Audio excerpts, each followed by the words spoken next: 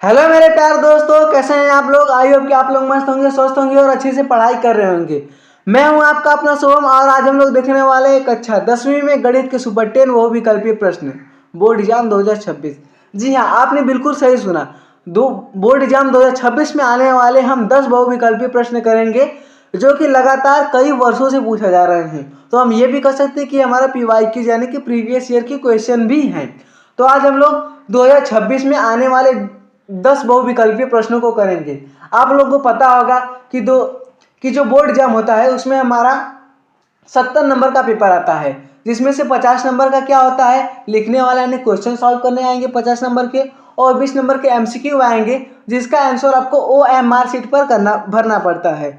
तो हम उसमें से आज 10 MCQ प्रश्न को करेंगे। तो आइए बिना देरी किए गए वीडियो को स्टार्ट करते हैं। हम 10 MCQ करेंगे और ये जो 10 MCQ है वो बहुत ही इंपॉर्टेंट MCQ है। तो इसमें पहला क्वेश्चन है, और एक चीज़ और यहाँ पर आप देखिएगा नीचे लिखा हुआ कि अब हो जाओ तैयार। जी हाँ, तो आप बिल्कुल तैयार हो जाइए। अब तो आपका मई जून खत्म हो चुका है, अब आपका जुलाई आने वाला है और आपके स्कूल भी ओपन होने वाले हैं। तो देखिए समय कितनी तेज बीतता जा रहा है, और इस बीतते समय में यदि आप अपनी तैयारी को, अपने समय को, पढ़ने के समय को नहीं बढ़ाएंगे तो आप कहीं ना कहीं पीछे रह जाएंगे। आपको पीछे नहीं रहना है, आपको टॉपर बनना है। तो इस वीडियो को अंत तक देखिएगा, और ये जो जितने भी MCQ हैं, अगर आपने ये चैप्टर खत्म कर लिया होगा। देखिए अभी ये क्या चल रहा है, जून खत्म होने वाले कि इस गर्मी की छुट्टी में बहुत से लोगों ने क्या किया होगा कि अपने 4 चैप्टर, 5 चैप्टर, 6 चैप्टर, और जो हमारे साथ चैप्टर खत्म करे उन्होंने तो 8 चैप्टर तक कंप्लीट कर लिया है। तो आपने अगर चैप्टर कंप्लीट कर लिया है तो आपको ये देखना पड़ेगा कि आप उसमें के क्वेश्चन लगा पा रहे हैं क्या, जो उसमें के MCQ है वो आप लगा पा रहे हैं। तो हाँ, हम वही MCQ लाए हैं जो कि आप चैप्टर पढ़ चुके होंगे, उसी के MCQ लाए हैं। तो आइए आप बिना देरी किए वीडियो को स्टार्ट करते हैं। इसमें से हमारा पहला क्वेश्चन है कि सबसे छोटी प्राकृतिक संख्या कौन सी है। देखिए अब क्या है कि सबसे छोटी प्राकृतिक संख्या कौन सी है। अब यह प्राकृतिक संख्या होती क्या है।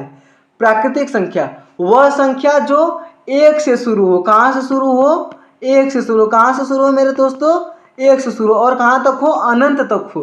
तो वह संख्या जो एक से शुरू हो और कहाँ तक हो, अनंत तक हो, उसे हम क्या कहेंगे, प्राकृतिक संख्या। तो सबसे छोटी देखिए यहाँ पर क्या है, सबसे छोटी तो ये हमारी एक है, यानी कि सबसे छोटी प्राकृतिक संख्या क्या होगी, एक होगी, यानी कि option number B is the correct.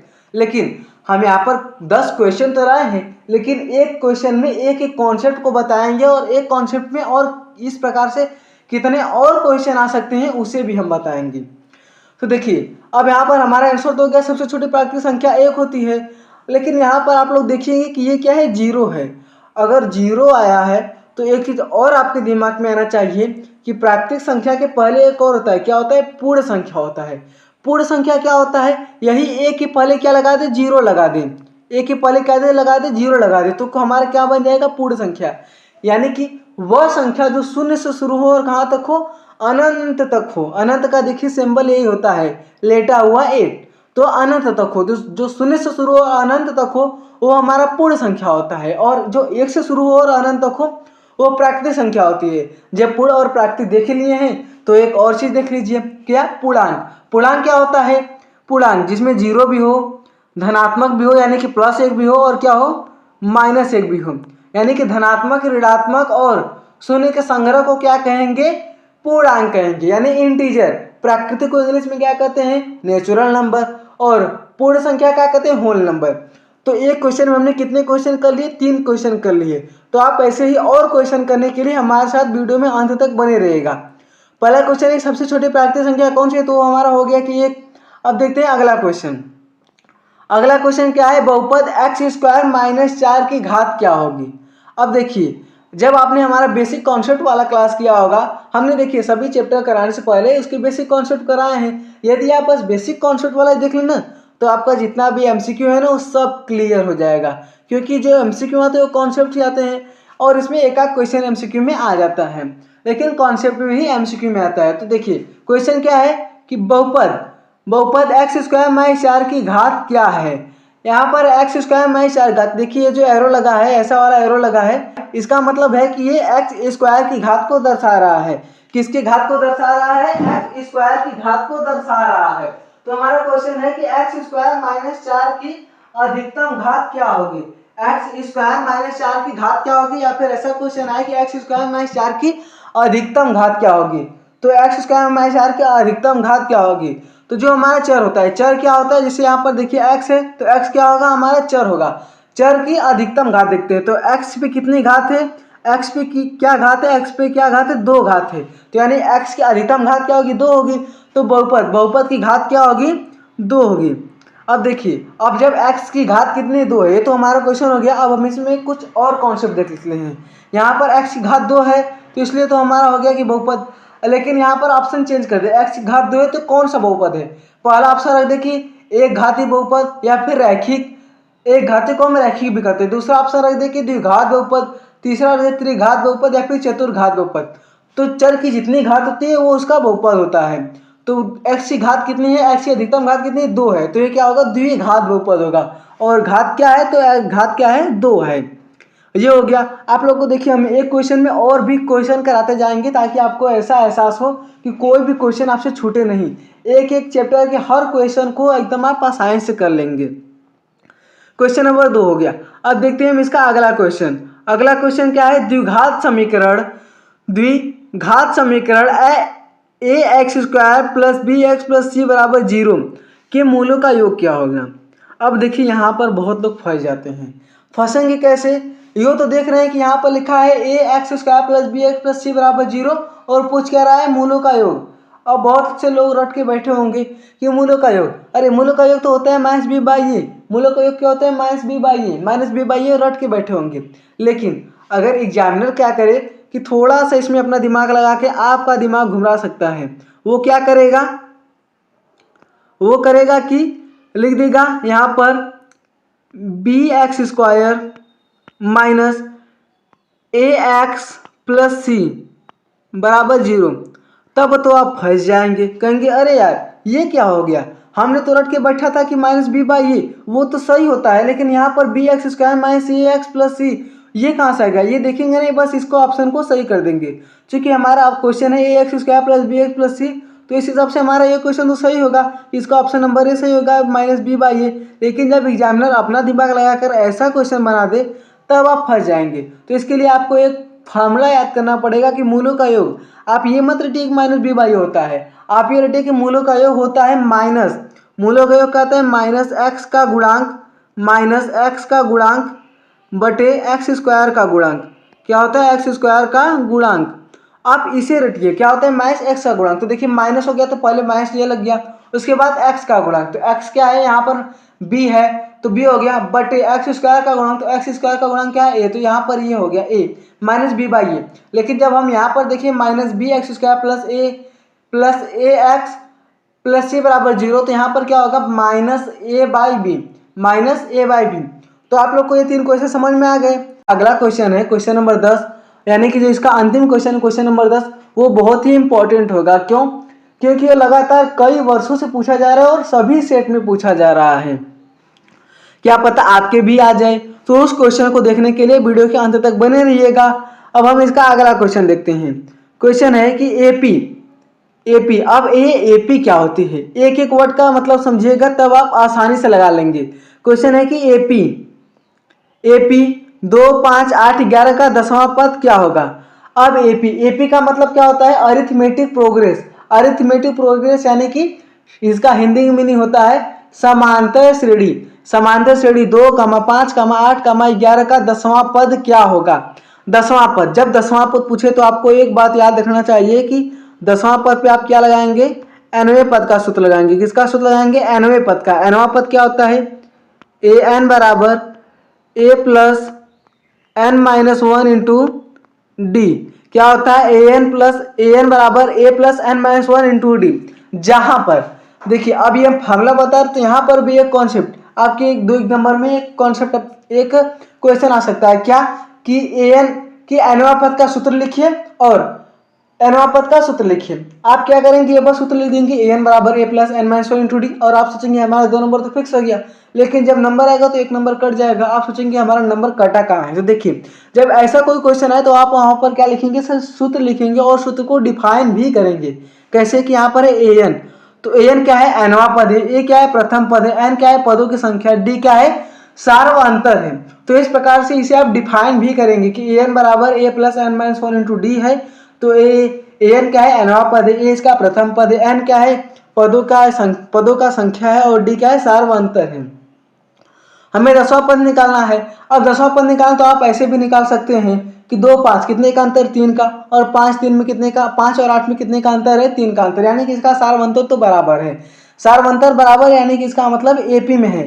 तो पहला पद इसका देखिए 2 है, पहला पद 2 है, दूसरा पद 5 है, तीसरा पद 8 और चौथा पद 11, उसके बाद पांचवा। तो 11 में 3 जोड़ दे तो 11 3 14, इसका पांचवा पद, 14 3 17 छठवां पद, 17 3 कितना होगा 20, 20 इसका सातवां पद, 20 3 23, 23 इसका आठवां पद, 23 3 26, 26 इसका क्या होगा, 26 इसका हो जाएगा 26 इसका नवां पद, और 26 3 29, 29 क्या होगा, इसका 10वां पद होगा।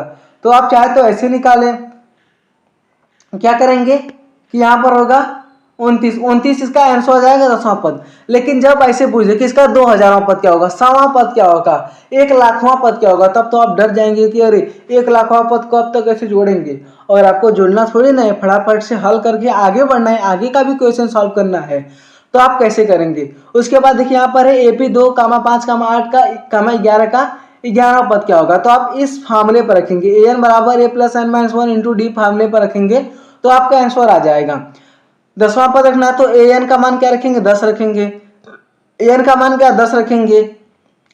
ए क्या है, हमारा प्रथम पद है, ए क्या है, प्रथम पद है, प्रथम पद कितना है, यहाँ पर 2 है। एन क्या है, पदों की संख्या, तो एन का मान 10 दिया है। डी निकालना है, डी क्या होता है, सारवंतर, यानी कि दूसरे पद से पहला पद घटा दें। तो हम 8 माइनस 5 करें, 5 माइनस 8 2 करें, आंसर 3 आएगा। डी इसका क्या आ गया, 3 आ गया। तो आप इस फार्मूले पर रखकर भी इसका आंसर निकाल सकते हैं। वैसे इसका आंसर 29 आएगा। अब देखते हैं हम इसका अगला क्वेश्चन। 4 क्वेश्चन आप लोग को समझ में आ गया, फटाफट से बताइएगा, और आप लोग इसका आंसर कमेंट में जरूर करिएगा। यदि आपको ये क्वेश्चन पहले से याद रहे तो आप कमेंट में जरूर बताइएगा कि हाँ नहीं इसका आंसर ये होगा, क्वेश्चन नंबर 4 का आंसर बी होगा, क्वेश्चन नंबर 3 का आंसर ए होगा, बी होगा, सी होगा, डी होगा। जो भी हो रहा है आप उसका आंसर अपने आप से बताते रहिएगा। और आप अभी तक तो आपने इतने चैप्टर खत्म कर लिए हैं, तो आप ये भी चेक कीजिए कि क्या आपको ये सब क्वेश्चन आ रहे हैं। आपको ये सब क्वेश्चन तो आने चाहिए क्योंकि आपने तो पढ़ लिया है। अब देखिए ये जो हमारा क्वेश्चन नंबर 5 है ना, ये बहुत ही ज़्यादा इंपॉर्टेंट है दोस्तों। क्यों? क्योंकि ये क्वेश्चन में बहुत कन्फ्यूजन होती है। कन्फ्यूजन कहाँ होती है हम आपको वो बताएंगे। क्वेश्चन पहले देख लीजिए, क्वेश्चन क्या है कि पाई एक किस प्रकार की संख्या है, यानी कि ये जो हमारा पाई है ये किस प्रकार की संख्या है। अब पाई आया है तो पाई के लेकर कन्फ्यूजन तो होगा ही। क्यों कन्फ्यूजन होगा, क्योंकि ये देखिए पाई है, पाई हम ऐसे बनाते हैं, और पाई का मान क्या होता है, 22/7 होता है। पाई का मान क्या होता है, 22/7 होता है। अब इतना समझ लिया। अब उसके बाद हम ऑप्शन देखिए। पहला ऑप्शन क्या है हमारा, परिमेय संख्या। परिमेय क्या होता है, वह संख्या जिसे हम p/q के रूप में लिख सके और q का मान क्या हो, 0 न हो। वह संख्या जिसे हम p/q के रूप में लिख सके लेकिन q का मान क्या हो, 0 न हो, उसे हम परिमेय संख्या कहते हैं। तो बहुत से लोग सोचेंगे कि परिमेय संख्या यानी कि पाई का मान क्या होता है, 22/7 होता है, और 22/7 तो p/q के रूप में लिखा जा सकता है, जहाँ पर q यानी कि 7 0 के बराबर भी नहीं, वो 7 है, तो इसका मतलब पाई होगा हमारा परिमेय संख्या होगा। लेकिन गलती आपसे देखिए यहीं पर होती है। हम आपको गलतियां बताने हैं कि आप गलती कहाँ पर करेंगे और कहाँ पर रुकेंगे तो आपका आंसर सही हो जाएगा। आप सोचेंगे कि पाई का मान 22/7 होता है इसलिए परिमेय संख्या है, लेकिन नहीं। अब उसके बाद देखते हैं ऑप्शन नंबर बी क्या है, अपरिमेय। अपरिमेय क्या होता है, जिसे हम p/q के रूप में न लिख सकें। क्या, जिसे हम p/q के रूप में न लिख सके। अब p/q के रूप में न लिख सके। अब उसके बाद है प्राकृतिक। प्राकृतिक क्या होता है, जो 1 से शुरू हो और अनंत तक हो। पूर्णांक जिसमें 0 धनात्मक ऋणात्मक सभी आते हैं उसे हम पूर्णांक कहते हैं। तो पाई का मान जो 22/7 होता है, ये जो 22/7 है, ये पाई का मान 22/7 ये तो परिमेय होता है, लेकिन ये जो पाई है ये अपरिमेय होता है। तो पाई क्या होगा, एक अपरिमेय संख्या होगा। पाई क्या होगा, एक अपरिमेय संख्या होगा। इसे आप लोग एकदम से याद रख लीजिएगा, क्योंकि हो सकता है आपके बोर्ड एग्जाम में पूछा जाए और आपका 1 नंबर आसानी से बन जाए। जब 1 नंबर आसानी से मिल रहा है तो फिर पढ़ने में क्या दिक्कत हो रहा है। अब देखिए हमारा क्वेश्चन नंबर 5 हो गया। अब देखते हैं अगला क्वेश्चन। अगला क्वेश्चन क्या है, क्वेश्चन नंबर 6। क्वेश्चन है कि बहुपद 3x³ + 2x² - x + 1 की घात क्या है। देखिए ये भी क्वेश्चन है क्वेश्चन नंबर 2 की तरह। अगर आपने क्वेश्चन नंबर 2 को एकदम ध्यान से समझ लिए होंगे ना तो फिर आप तो इसका यूं ही आंसर कर देंगे, झटाक से बस आंसर करके आगे निकल जाएंगे। क्या है कि 3x3, यहाँ पर x की घात कितनी है 3 है। यहाँ पर देखिएगा कि x की घात क्या है, x की घात ये 3 है, तो x की घात क्या है 3 है, plus 2x² minus x plus 1 की घात क्या है। तो हमने आपको बताया कि बहुपद की अधिकतम घात देखते हैं, तो बहुपद इसमें क्या है 3x³ plus 2x² minus x plus 1। x की यहाँ पर घात कितनी है 1 है, यहाँ पर x की घात कितनी है 2 है और यहाँ पर कितनी 3 है। तो बात है आप सबसे बड़ी संख्या क्या है 1 है 2 है 3 है, सबसे बड़ी क्या है 3 है। तो यानी कि बहुपद की घात क्या होगी सबसे अधिक, यहाँ पर क्या होगी 3 होगी, सबसे अधिक क्या होगी 3 होगी। तो यानी बहुपद 3x³ plus 2x² minus x plus 1 की घात क्या होगी 3 होगी। तो इसका तो आप लोग आंसर एकदम आसानी से कर दिए होंगे, एकदम फटाक से आंसर कर दिए होंगे क्योंकि आपने अभी ऐसा क्वेश्चन किया है। आपको क्वेश्चन नंबर 6 तक जितने भी क्वेश्चन हमने कराए आपको अभी क्लियर है, फटाफट आप लोग कमेंट में बताते भी रहिएगा। अब हम करते हैं इसका अगला क्वेश्चन, क्वेश्चन नंबर 7। ये जो आप क्वेश्चन देख रहे हैं ये आप लोग के लिए इम्पोर्टेंट होगा। अब ऐसा हम क्यों बोल रहे हैं, क्योंकि ये क्वेश्चन देख के ना बहुत लोग क्या गलती करते हैं, जब वो इस क्वेश्चन को सॉल्व करेंगे, जब इस क्वेश्चन पढ़ेंगे कि रैखिक समीकरण युग्म को हल करने की, रैखिक समीकरण युग्म को हल करने की विधि क्या है। अब वो जानेंगे कि रैखिक समीकरण को हल करने की विधि क्या है, वो जानेंगे। जब ऑप्शन पढ़ेंगे तो पहला ऑप्शन देखेंगे कि अरे ये क्या है ग्राफीय विधि, और कहेंगे वाह रैखिक समीकरण को तो हम ग्राफीय विधि से हल कर सकते हैं, यानी कि ऑप्शन नंबर ये सही है। चलिए अब अगला क्वेश्चन देखिए। तो ऐसा नहीं करना है, गलतियां देखिए हम आपको गलती बताने आए कि आप ऑब्जेक्टिव में गलती क्या करते हैं।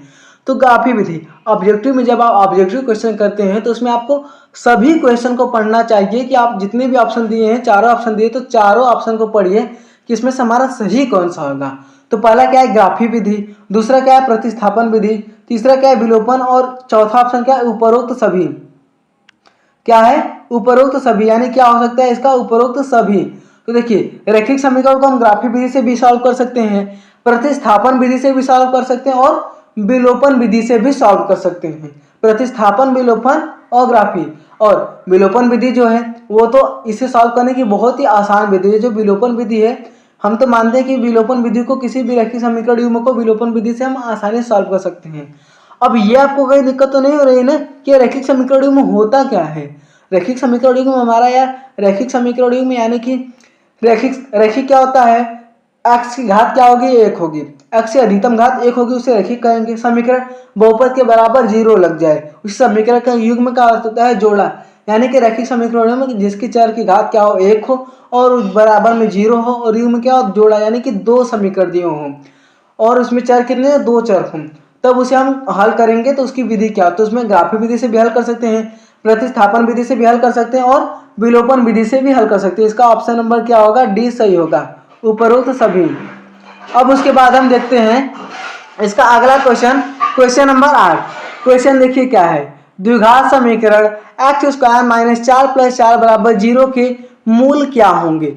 द्विघात समीकरण x² माइनस 4 प्लस 4 बराबर 0 के मूल क्या होंगे। अब मूल का मतलब क्या होता है, मूल का मतलब होता है मान। हम कैसे किसी समीकरण का मान क्या निकालें, यानी कि हम x का क्या मान रखें कि ये 0 के बराबर हो जाए, तो हमें निकालना है। अब यहाँ पर देखिए द्विघात समीकरण है तो इसके मूल कितने आएंगे 2 आएंगे। देखिए द्विघात समीकरण जितनी घात चर की जितनी घात होती है उसके मूल कितने आते हैं 3 उतने आते हैं। तो यहाँ पर चर की अधिकतम घात क्या है 2 है तो इसके कितने मूल आएंगे 2 मूल आएंगे। यदि चर की अधिकतम घात 3 होती तो कितने मूल आते 3 मूल आते, 4 होता तो 4 मूल आते, 5 होता तो 5 होते, 1 होता तो 1 मूल आते। तो चर की अधिकतम घात क्या है 2, तो हमें मूल यानी मान निकालने के लिए हम हमारे चैप्टर में 2 फार्मूला दी गई है। पहला क्या है 2 विधि दी गई है, पहला है सीधराचार्य यानी कि सीधराचार्य सूत्र विधि और दूसरा क्या है गुणनखंड विधि। तो हम ऑब्वियसली हम वैसे भी गुणनखंड विधि से करते हैं जो कि आसानी से आ जाता है। तो सीधराचार्य सूत्र विधि भी जान लीजिए, आपसे सूत्र भी पूछ सकता है क्योंकि हम एक क्वेश्चन थोड़ी ना करने आए हैं, हम एक क्वेश्चन में एक एक कॉन्सेप्ट को करने आए हैं। तो सीधराचार्य सूत्र विधि क्या होता है माइनस बी, एक्स बराबर होता है minus b plus minus b square minus 4ac upon 2a minus b under root में b minus b plus minus under root में b square minus 4ac upon 2a। तो ये तो सीधा चार शुद्ध भी थे, लेकिन हम इसे कैसे सॉल्व करेंगे? तो देखिए अब हम इसे कैसे सॉल्व करते हैं।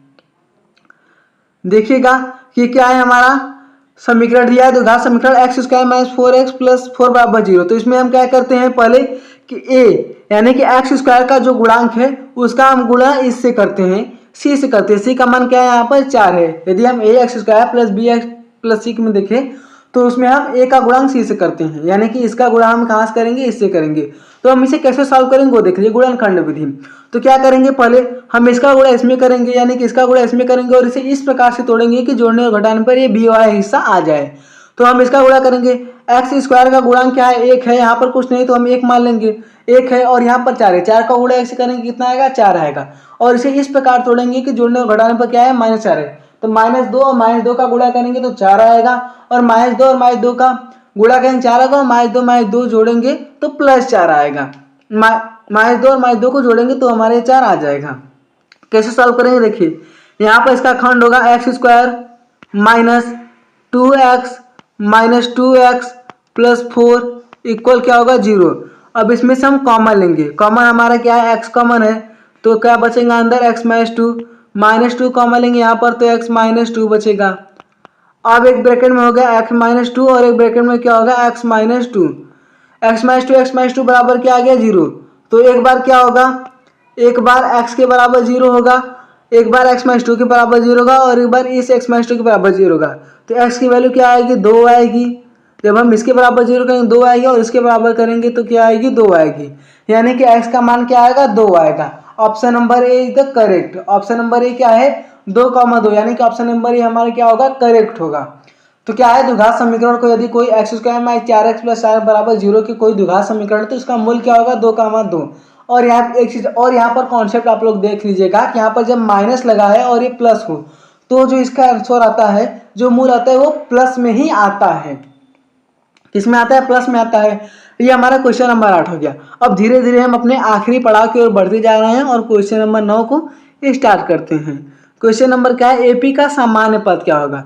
देखिए अगर आपने इसके पहले वाला क्वेश्चन पे ध्यान दिया होगा ना, जिसमें 10वां पद पूछ रहा होगा ना, तब तो आप इस क्वेश्चन को एकदम आसानी से झटके में यूं ही उड़ा के कर देंगे। क्वेश्चन क्या है कि एपी का सामान्य पद क्या होगा, किसी भी एपी का सामान्य पद क्या होगा।